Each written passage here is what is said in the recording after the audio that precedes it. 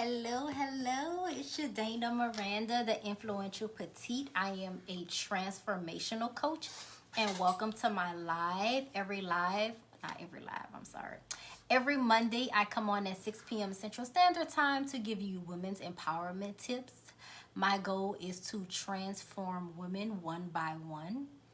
I am going to be talking about, oh Lord, okay. I'm going to be talking about how to put action behind your game plan. Okay. So in the beginning, we talked about how to implement a game plan, and we talked about keeping the momentum going for your game plan. So today I'm going to be talking about how to put the action behind the game plan to make sure your momentum is high. I'm also going to be doing it with a colleague, Ashley Janae. She's going to be coming on in a minute. So I'm excited to tuning in. Thank you for joining me.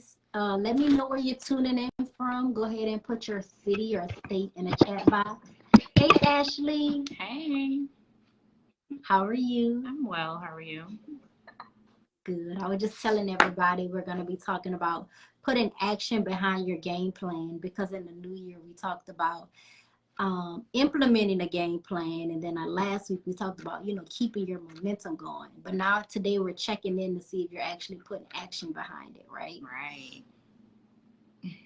So I guess I will kick it off with three actionable steps.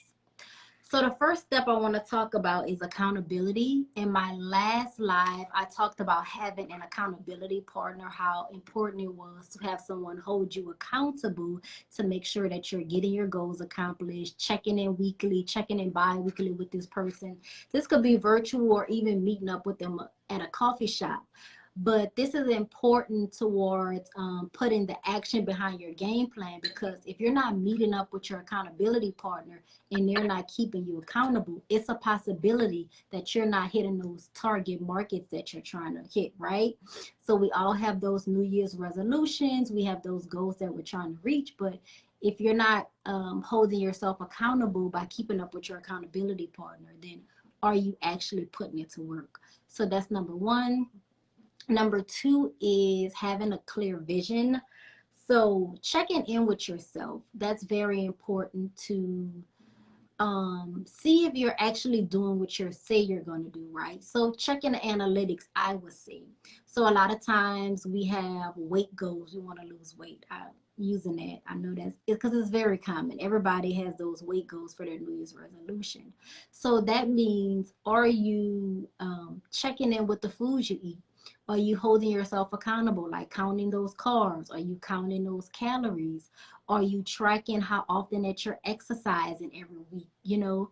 Are you switching to different workouts? You're working out your muscles, like your arms one day, then the next day your legs. Are you checking in on your weight, right? So checking those analytics, no matter what you do, checking in with yourself. That's another plan to put action behind your goals for the new year. So accountability, making sure you're meeting up with your accountability partner, checking the analytics, like checking in with yourself, and also writing the vision, right? Do you already have the vision written out? Because we have these goals of what we want to do. I would say clear goals. They can be clear, but they become more concise when they're written down, right? So you have these goals, you want to accomplish them. So you write the vision and you make it plain. It's a Bible verse. It's very popular. It's like Habakkuk 2:2-3, and it says, write the vision, make it plain, for it will surely come to life. Though it may tarry, but it will still come to life. So it means like you write the vision. It may not come to life within a month or two. It may tarry. Tarry means it may take a while, but it will surely come to life. So making sure that you have this vision written down that you want to accomplish and actually seeing it come to life, because research shows that when you write your visions and your goals down, they're more likely to come to life. So that's the three tips that I have for you. I know it's simple, but I hope it helped you out. So making sure you're checking in with your accountability partner to hold yourself accountable, making sure you're checking the analytics, like checking in on your goals. Like, okay, I want to get this accomplished in 30 days. Am I hitting my targets on my to-do list? And the third thing is writing the vision. So make sure you journal it out.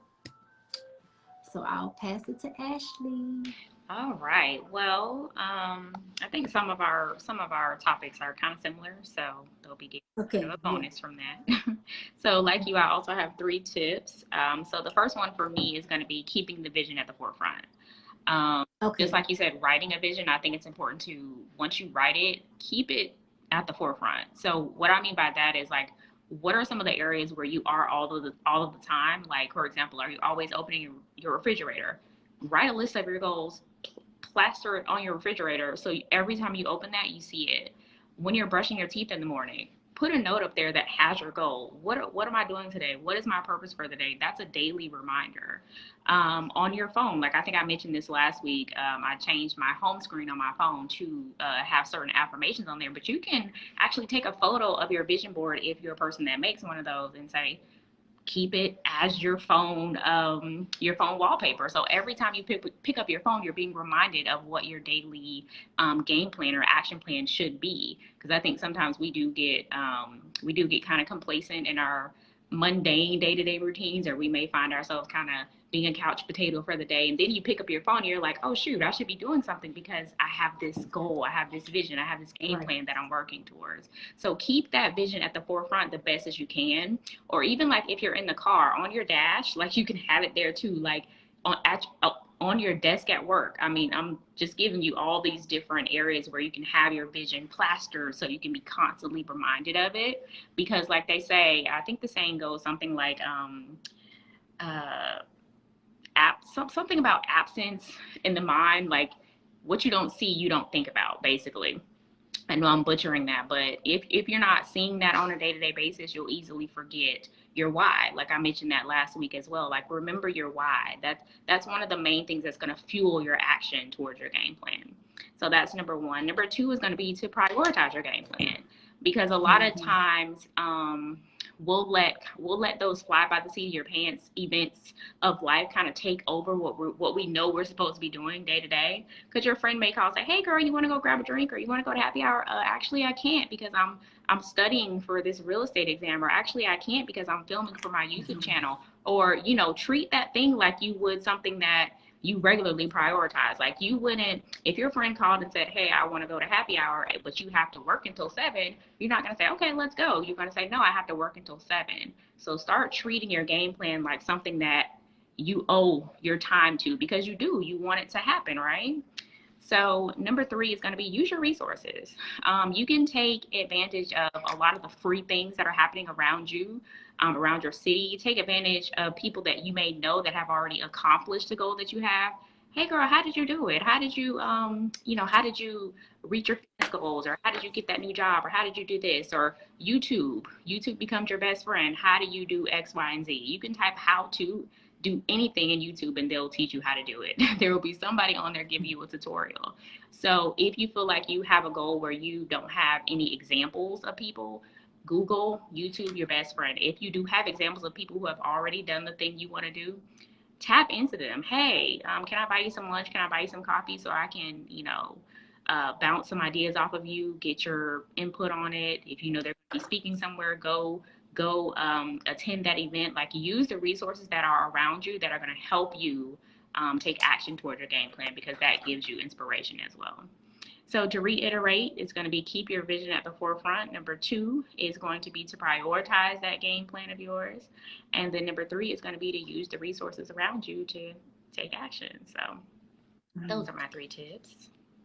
You dropped some gems. I actually want to reiterate all your tips, right?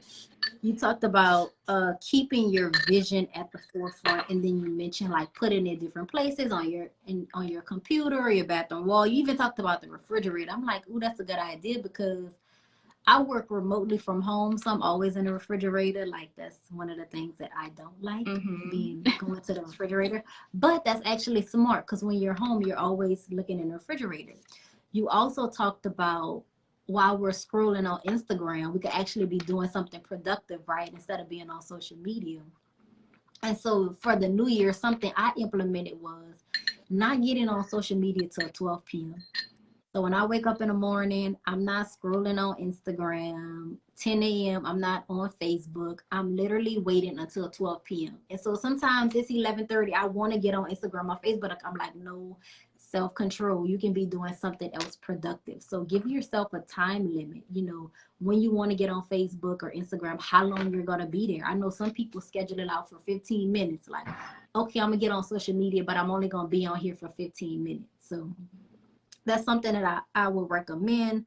Number two, you talked about saying no. That's one of the peer pressures that we have.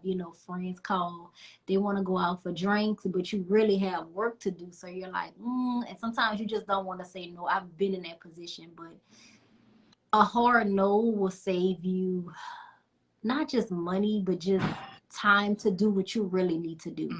So And I understand that. So and at the go end of ahead. the day, it trains you and it shows you that you are a person of your word, a woman of your word, a man of Right. your word. Like I Right. said, I was going to do this thing at this time today, so I'm going to do it. No, I can't go get drinks. No, I can't go to the park with you. I mean, I can't, because I prioritize this thing.